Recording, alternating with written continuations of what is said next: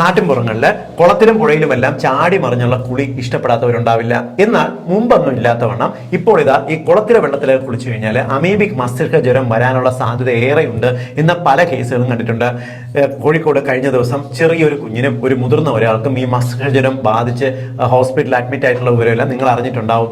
നിക്ലേരിയ ഫൗലേരിയ എന്ന് വിളിക്കുന്ന ഈ അമീബകൾ എങ്ങനെയാണ് മുൻപൊന്നും ഇല്ലാത്തവണ്ണം നമ്മുടെ കുളങ്ങളിൽ കാണുന്നത്? വെള്ളത്തിന്റെ ഒരു ആവാസ വ്യവസ്ഥയിൽ ഉണ്ടായ വ്യത്യാസമാണ് ഈ ഒരു പ്രശ്നങ്ങൾ കൂടുതൽ ഉണ്ടാക്കുന്നത്. മുൻപൊന്നും ഇല്ലാത്തവണ്ണം ഇപ്പോൾ പ്രത്യേകിച്ച് കെട്ടിക്കിടക്കുന്ന വെള്ളത്തിനകത്ത് കൂടുതലായിട്ട് ഈ വേസ്റ്റ് പ്രോഡക്ട്സിന്റെ ഒരു ഡംപിങ് വരുന്നുണ്ട്. അതായത് കെട്ടിക്കിടക്കുന്ന വെള്ളത്തിനകത്ത് മാലിന്യങ്ങൾ കൂടുതൽ അടിഞ്ഞുകൂടിയിരുന്നാൽ പലപ്പോഴും ഈ നിഗ്ലേരിയ എന്ന് വിളിക്കുന്ന ഈ അമീബ വളരാനുള്ള സാധ്യതയുണ്ട്. കൂടാതെ ഉയർന്ന ടെമ്പറേച്ചർ, വെള്ളത്തിലേക്ക് നേരിട്ട് കൂടുതൽ വെയിലടിക്കുന്നതും ഇതേ രീതിക്ക് അമീബയ്ക്ക് വളരാൻ സാഹചര്യം ഉണ്ടാക്കുന്നുണ്ട്.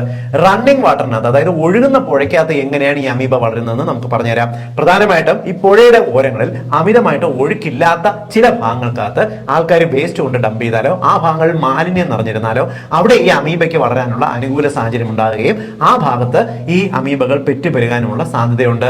അതുകൊണ്ട് തന്നെയാണ് എല്ലാ ഭാഗങ്ങളിലുമുള്ള കുളങ്ങളിലോ അല്ലെങ്കിൽ പുഴകളിലോ ഈ പ്രശ്നമില്ല. ചില പർട്ടിക്കുലർ ഏരിയകളിലുള്ള വെള്ളത്തിൽ ഈ അമീബയുടെ സാന്നിധ്യം കൂടുതലായിട്ട് കണ്ടുവരുന്നുണ്ട്.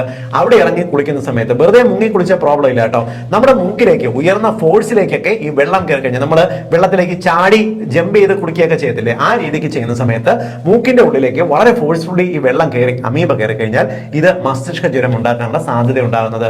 മസ്തിഷ്ക ജ്വരം എന്ന് പറയുമ്പോൾ തുടക്കത്തിൽ ഏതൊരു പനിയും പോലെ പനി, അത്യാവശ്യം ബോഡി പെയിൻ, കുളിരൊക്കെ ആയിട്ട് തുടങ്ങി തലവേദനയൊക്കെ ആയിട്ട് തുടങ്ങി പ്രൊജക്റ്റൈൽ വോമിറ്റിംഗ്, വളരെ ഫോഴ്സ്ഫുള്ളി ഉള്ള ഛർദിലൊക്കെ ആയിട്ടാണ് ഈ അമീബിക് മസ്തിഷ്ക ജ്വരം ബാധിക്കുന്നതെങ്കിൽ ക്രമേണ ഇത് ബ്രെയിൻ ഫീവറിലേക്ക് മാറുകയും ഇത് ഒരുപക്ഷെ അപസ്മാരം, ഫിറ്റ്സ് പോലുള്ള കണ്ടീഷനും കോമയിലേക്ക് എല്ലാം ചെന്നെത്തുന്നതിനും കാരണമാകുകയും ചെയ്യുന്നു.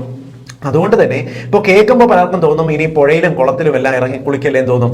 അത്യാവശ്യം വൃത്തിയുള്ള അന്തരീക്ഷം, അത്യാവശ്യം നല്ലതായിട്ടുള്ള കുളങ്ങളിലോ പുഴകളിലോ ഇറങ്ങാം.